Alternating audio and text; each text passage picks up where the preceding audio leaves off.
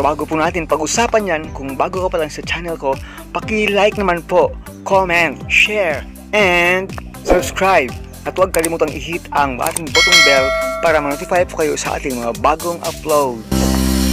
Kahit may bagyo, mag-harvest tayo mga ka-agri. Kasi bagyo lang yan. Lakatan farmer tayo. May andyan pa po si Super Typhoon Nando. At papasok na naman si Bagyo Opong. Pero hindi tayo mapipigilan talagang mag-harvest tayo ngayong araw. Dito na bahaging mamaya siguro kung kaya pa natin ng oras natin. So spot natin yung mga araw mga ka-agri. Yung ating harvestin yung isa. Pwede na yun siguro. Konti lang naman yung harvestin natin ngayong araw. Yung problema lang natin dito yung mag-hauling ito pababa dito sa bundok. Kasi yung daanan natin puro putik. Ito we will see kung madadala na ito. Pwede na ito siguro.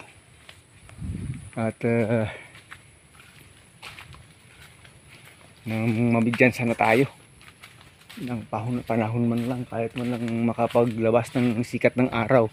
Pero pag hindi po talaga madadala ngayong araw, bukas or the other days po, yung gagawin talaga ngayon ay harvestin talaga para po hindi na po magiging hassle pa sa day of hauling kung na harvest na po yung ating mga saging.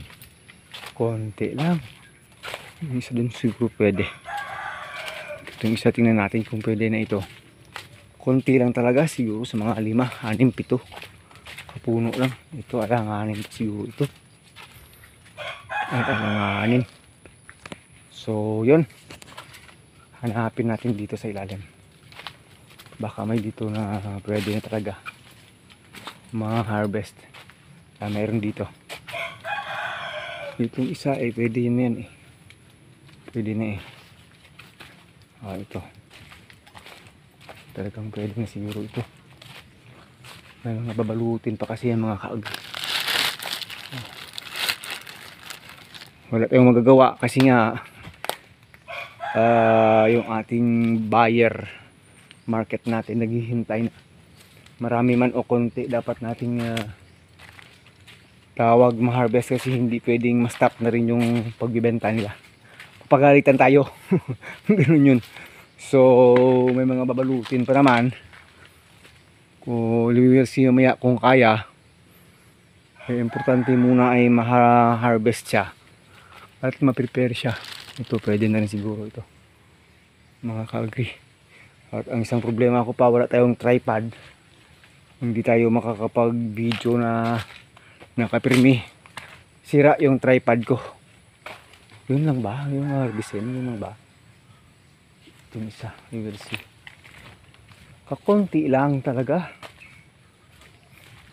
Ilang puno? 5. So mga ka-agri, konti lang talaga. Ito lang. Nasa 8 puno lang talaga yung na-harvest natin yung araw. Pero pasalamat pa rin tayo sa Panginoon. Kasi kahit hindi maganda yung panahon, may harvest tayo. May mapagkakakitaan tayong income. So malaking tulong na po yun sa katulad po naming maliliit na mga farmers. Konting harvest lang ay mairaos yung 1 linggo na mga gastusin, mga langga. So pasalamat pa rin tayo kay Lord. Kahit na may bagyo, tuloy-tuloy ang ating pag-harvest ng ating lakatan. So again, yung gagawin natin dyan, kukuha natin ng plastic yan at saka i-hand at saka i-direct bagging na lang sa sako. Lagyan ng dahon ng saging sa loob para hindi po masira yung kanyang ganda. At dahan-dahan po silang hahakutin, hihauling papunta doon sa malapit na madaanan ng motorsiklo. Kahit na malayo mula dito, 60 hanggang 100 meters away pa. Pero kakayanin po natin, dahan-dahan nilang natin kasi parang tatamaan na tayo ng trangkaso kasi sa sobrang effort natin mula pa noong mga nagdaang mga araw. So yun mga ka-agri, napakakunti lang talaga. Yung dalawang yan medyo maliit. Sabi ko baka hindi ko na yan isasabay. Papahinugin ko na lang yan at saka magiging konsumo. Yung ginagawa po natin talaga mga ka-agri, ito na po. Pinapasok yan sa sako, pinapalibutan yan ng dahon ng saging. At pag nilalagay na po yan sa sa habal-habal na may kargadira, yun, kargadira yung tawag sa amin. Nilalagyan pa po natin ng karton dyan sa ilalim sa gilid para po hindi masisira yung beauty ng saging.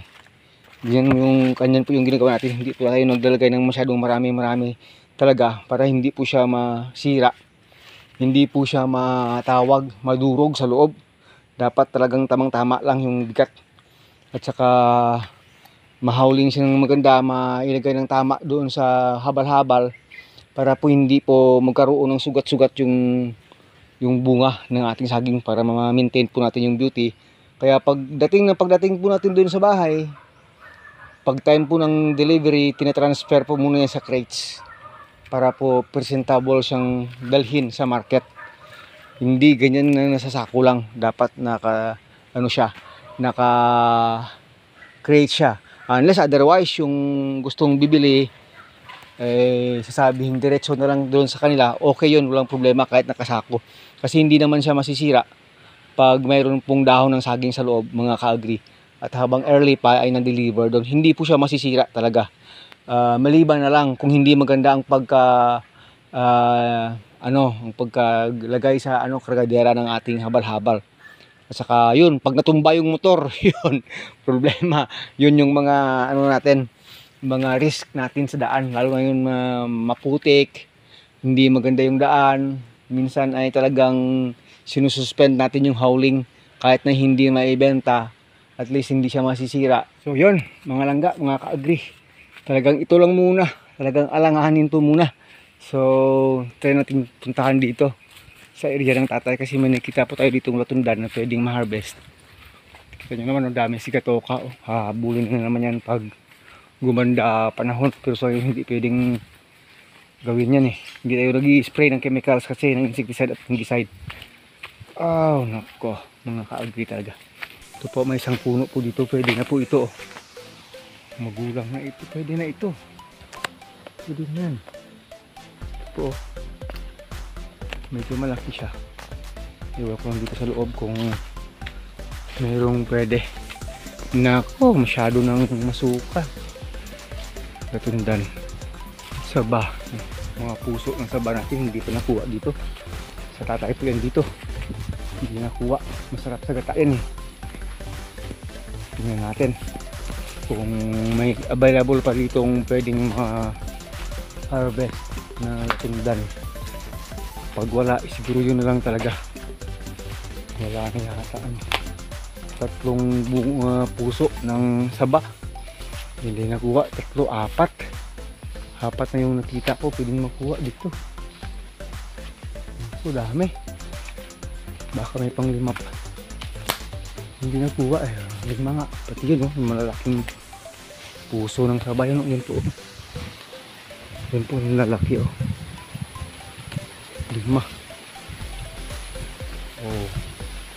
Pwede lang kunin at saka itinda, benta. 6, mayroon pa doon isang saba, malaki din puso. Nako, yun po, laki nako, hindi nakuha. Pero yung latunda niya alanganin pa talaga. So may 6 siyang pwedeng makuha ang pusong malalaki dito na pwedeng maibenta. Yun lang mga ka-agree. Pero pagdating sa kanyang mga latundan, isang puno lang kanina talaga yung pwedeng ma-harvest. Sabihin na lang natin sa kanya para ma-harvest po niya, kasi sa kanya po kasi yun eh, mga langga. Nako, we will see what's happening next. Anong pwede yun dito kasi medyo maluwag yung tanim niya dito. Pinasok na ng mga damo-damo, nabuka pa itong isang puno, mababaw yung pagtanim, mabigat pa naman yung puno ng saba. Hindi niya nalinisan itong paligid ng kanyang saba eh. Ang lalaki ng puso ng saba talaga. So, ang lalaki Nako, may benta yan hanggang 30, 40 pesos piraso yun. Mayroon kong 10, 400 na nga eh. Nako, we will see next. Sige po mga ka-agri.